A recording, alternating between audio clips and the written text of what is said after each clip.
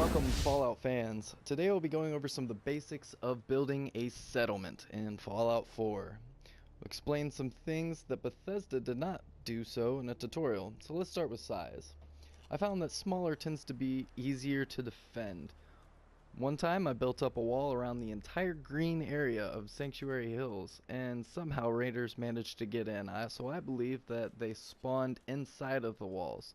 So this time around, I'm making things a little bit more smaller, and with smaller size comes easier manageability.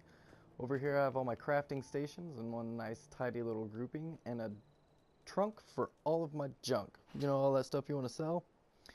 Instead of digging through it and all the other junk that you have in your inventory that you want to use to craft, you can just make a trunk and stick everything that you want to sell in that. Now over here at the crafting station, for cooking, you can actually craft adhesive using the ingredients shown, and for each one of these that you make, it makes 5 adhesives. So if you're running low on that, you know where to go. And over here at the chemistry station, you can craft another very rare item, being oil. This will produce 2 oils and 2 steels for every one that you craft.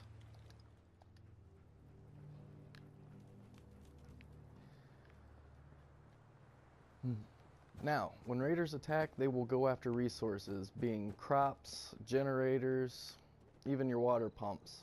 So, in this room, I have dedicated solely for power. I'm going to have all my generators in here, starting small with one for now, going to a pylon out on the roof.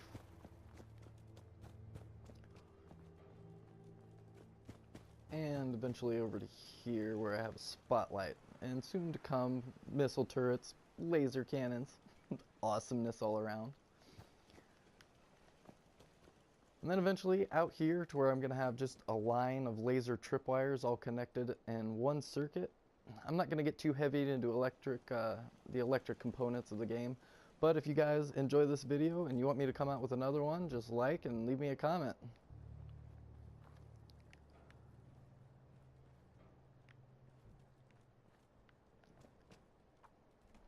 Now, when raiders do happen to attack, they can destroy your turrets. So if you come up here and you see one that is not working, like this one for example, X select or circle to store, you come over here, this one says repair. It will take a small amount of resources, but it is pretty easy to do. And the same goes with traps. Once they're activated, you will need to repair them. Now, if you see something that you don't like, well, let's say this wall, you can scrap it. And that's how I used to do things until I realized that you could just store it and then use it later in the game. When you scrap it, you actually lose resources for every time that you scrap it. I think it's about half of the resources, that, and if it has any copper or nuclear material, fiberglass, anything of that nature, then you'll absolutely lose those completely.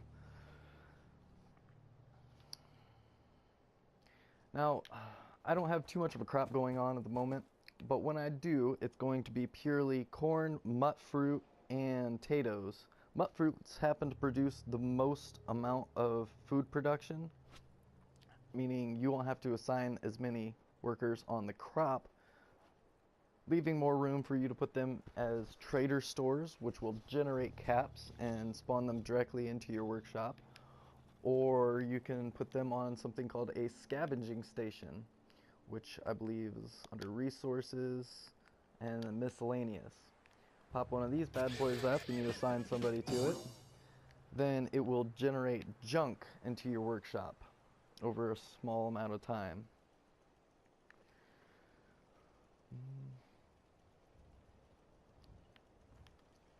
Another thing to note is that in one workshop, everything that you have stored in it goes from one to the next, and so on. You get the idea. Well, I hope you guys enjoyed my tutorial so far.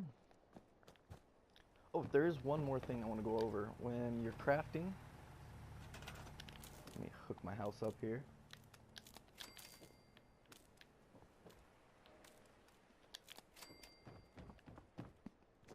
when you're crafting, you can actually move things further away and closer to you.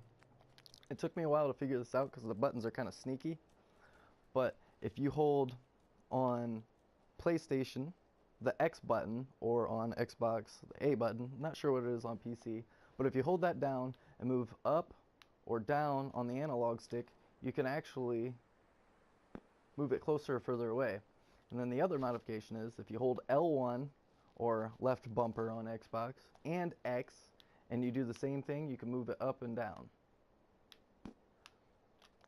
Well, there's a few friendly tips for you. I hope you guys enjoyed the video. Like I said, if you found this helpful, give me a thumbs up and let me know I'm doing something right. And if you want to see more videos to come, possibly talking about electricity a little more further in depth, then go ahead and leave a comment.